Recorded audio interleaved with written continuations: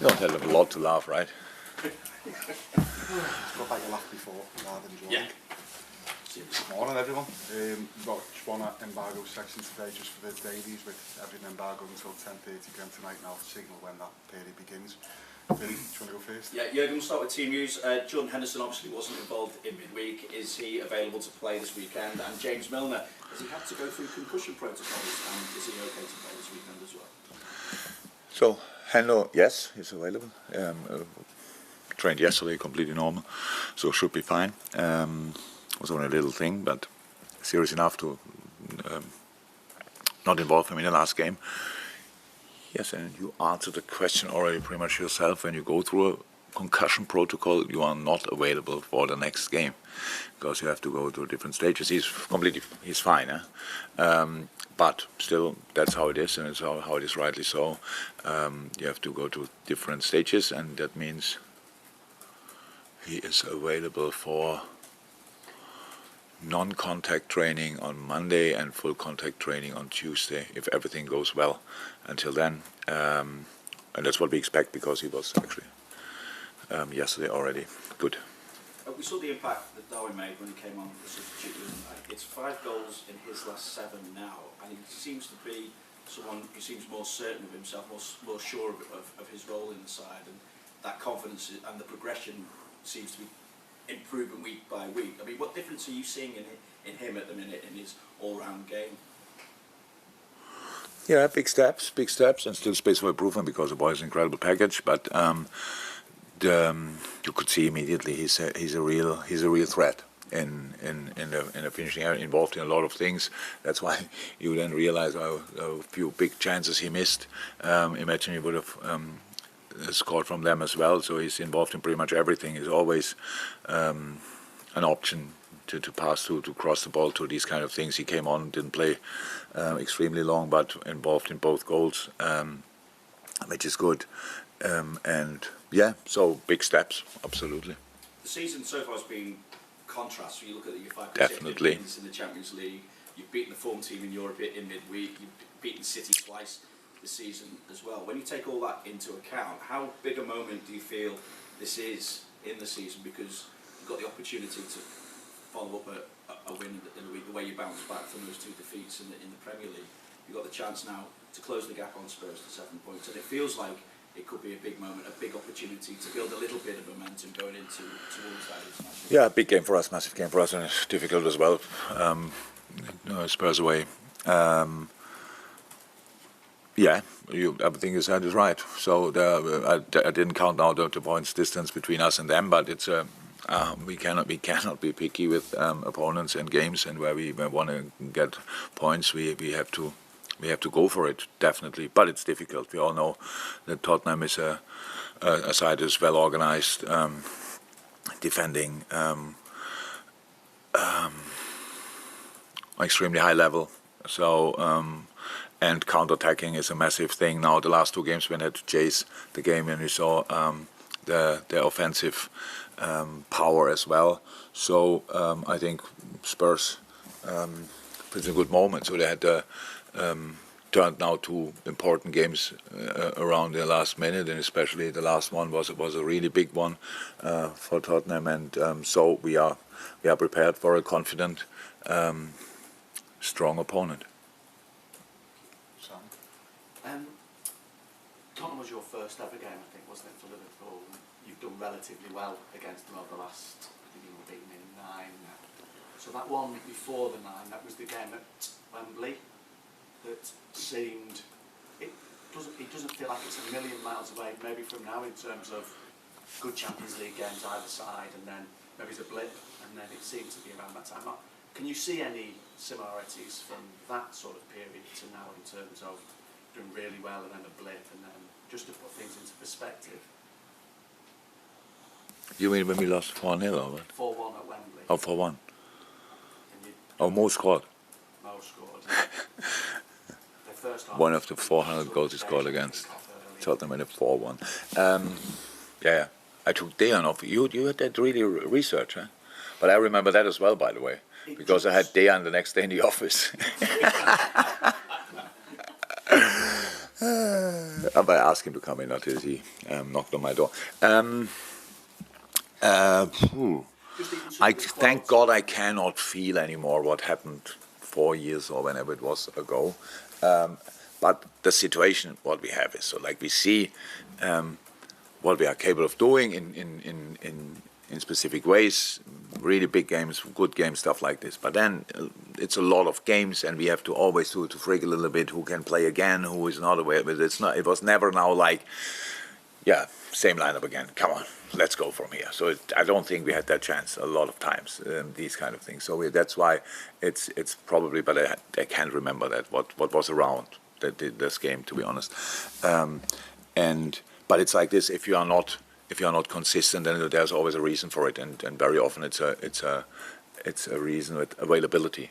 Who can you play? How often can they play? Blah blah blah. All these kind of things, and that's one, not the only, but one of the reasons why we are not consistent. If it was that time as well, then there are similarities. If not, then not.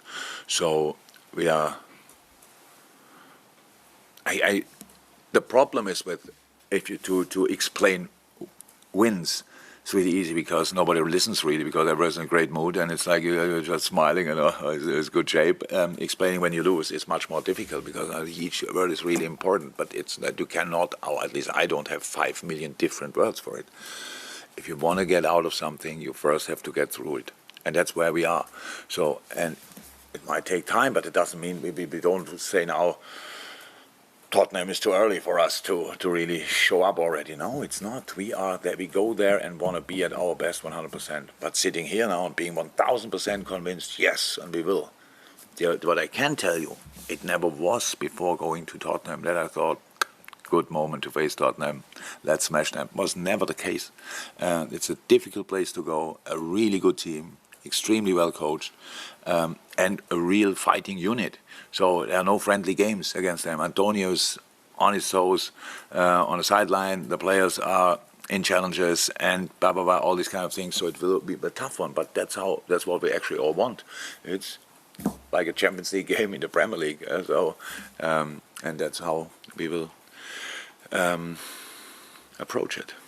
You know, in terms when you said nobody listens when you win, do you mean us? Yes. Yeah. You can now say you generally don't. And does that mean listen. you have to be more careful in terms of what you say with every word, or? I cannot. No, not careful. I'm not sure if I should be more careful. No, it's not about that. It's just like I can imagine that people in a phase like this, it takes a bit longer. So they are always the same, fighting and doing this and again and these kind of things. Yeah, sorry. Without fighting, we shouldn't even try. Yes, we have to fight through this. That's the case. That's how it is. You cannot play through it. You cannot say now, by the way, forget the defending stuff. Let's just circle around them and these kind of things, pass the ball through them, nutmegs here, back heels there. That's not how it works. So, and that's why we are in the mood we are, and it's absolutely okay. And of course, that it's rather good that in between you lose against Leeds, and I couldn't have felt worse. No chance. But then you play a good game against a team in form, and that gives you a lift. That's normal. Completely. Bam. Here we go. And now we play Tottenham, and now we try to make sure that we feel like after the Napoli game. Thank you, Juliet. Is it as easy, Jurgen, then, as saying that you raise your game, the team raises its game against bigger, better opposition, like your Napoli, like your Manchester City? But it didn't only do that. We won. Bournemouth is doing, thank God, really well after that. But we played 9-0 against Bournemouth and against Rangers. It's not only then. But our problem, why we changed systems and why we did all these kind of things, is one is the availability of players. The other thing is like we were not as solid defensively as we used to be. So, and you can always point the finger in the things you don't do well and say, okay, this was not good, we have to improve this, we have to improve that. Or you give them a completely new textbook. So and that's what we tried with changing the system. So now it's not about how did we last game, so it's like a new chapter. Okay, in this system we do it like this. You don't compare it with the last one. So like a positive start and to make sure to help the boys, because that's actually my main job, to help the boys to do what they do in the most confident way and manner. And that's why we did that. And because our problem in these moments was defending, actually, as a team, as a unit. And that's why I said now in the last game, we defended Napoli extremely well, a football-playing side, but we closed exactly right gaps, everybody was involved, chasing from the back, our counter press was really good, we had a high last line, that means we were high up in midfield, so we really could be around these situations, the football things.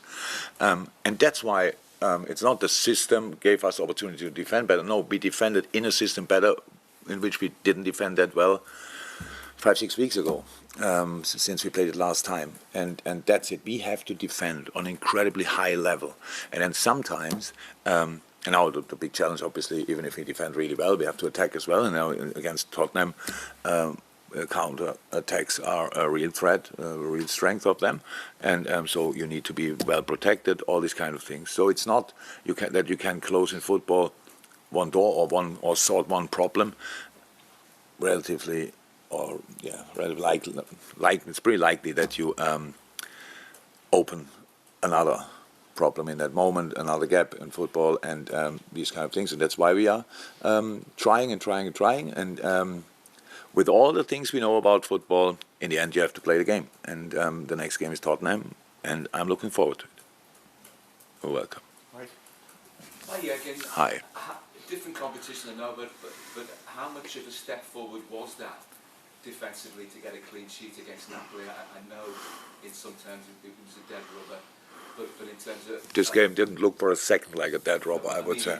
It's solving the defensive difficulties that you've had from the start of the season. No, it's margins. It's margins. We didn't concede a goal in that game for, what was it, an armpit? Yeah. So, look, that's how it is. It's the difference between not conceding is sometimes armpit. So that's how it is. I don't know. It's not that I think we defended in the best possible way, but it was a set piece. All the rest, when you considering how good Napoli is in this moment in time, how easy it looks in moments when they play. The analysis of Napoli was a pure joy from a football point of view, because everything they do works out in the moment. It's crazy. The way they score goals, where they score the goals, the minute and highest tempo, all these kind of things. So, and the challenge was to deny that, and we did that. We did that in a really good way. So that's good, obviously. But it's no news to me that we can do that. So we just have to do it again. So that's how it is, and again and again and again. That's how it is. But it's a different game. Napoli is offensively orientated team. At Tottenham, it's not 100% clear how they will get into this game. Okay, it's a home game, and last two games, when they had to chase it, was an obvious change of approach. Before that, it was rather well organized and a bit deeper defending and going for counter-attack. So we have to expect pretty much both. But one will be sure, when we have the ball, they will be really compact and will be really difficult to play against. That's clear, with a 5-3-2 maybe. And that's the challenge now. It's no, you cannot compare it. And yes, it's important that we did it. Of course, it's important. And again, the game didn't look like for a second like a dead rubber. Both teams really went for it. It was really intense, and that's what I liked about it, because it could have been a boring 0-0, and even as long as it was 0-0, it was not boring. How much of a step forward was midweek for Fabinho? Because somebody who, by his very own high standards, has struggled this season, and it's something that's difficult. It's good. It's absolutely good. The game was a clear sign of Fabinho, how we know him. Was a good game, but we defended in all positions on a different level to the week before, and so. Yes, but it was good. Felt good. For him, very important to realize that that's possible as well, and it was a good start in the right direction. Carl? Can I just go back to the circumstances of Rome as the concussion is obviously a major thing in all sport now, and you've had experience with carriers in the Champions League final. Just wondering how you think how it can be dealt with differently when it happens on the pitch. There's been a couple of instances recently where there's been criticism of how clubs have maybe handled it. I'm not saying in this instance, but No, I know. It's difficult. It's not that easy because you need two sources. One is the doctor, one is the patient. That's how it always is. I'm not sure anybody of you had already concussion. I had it once or twice in my life, and I feel different, and or they felt different, and for me it was clear. He got a real check on the pitch. It was fine. In the first place when it happened, went in the dressing room with our meeting. Millie was completely fine. I spoke yesterday to him. I thought it's 100% okay, and came out. Now after calming down, came out and the flat light. Like, whoop, what's going on here? So and then he realized, and that's then obviously the most important source, that the player realized, that's not good. So we have to stop. That was more when we stopped, when he sat down and we took him off, obviously. So. I don't think it can be really dealt differently with it, because usually the doctor gets on the pitch, and if the doctor, and doctors are like this, if they feel, hey, he's not all right, then it's immediately gone. There's no chance for the player to say, no, I'm fine, but if count my fingers or whatever tests they are doing. So everybody takes it really seriously. Really seriously. Nobody wants to push a player through with a concussion and think, yeah, that's an old. What was that with Mr. Klopp? Was it him or another coach when I played? How is he? He got a knock. He doesn't know who he is. Tell him he's Pelé and send him back. It's a good joke, but we don't do that nowadays anymore. Yeah. Was he Klopp? Many people have said that. Yeah. Okay, it's a good one. Yeah. That's it. We really take it seriously. That's definitely the case, and it was the first moment that everybody knew, and especially Millie knew. Okay, that's it, and here we stop. I guess that highlights the difficulties of diagnosing concussion, because you don't know when it's going to kick in.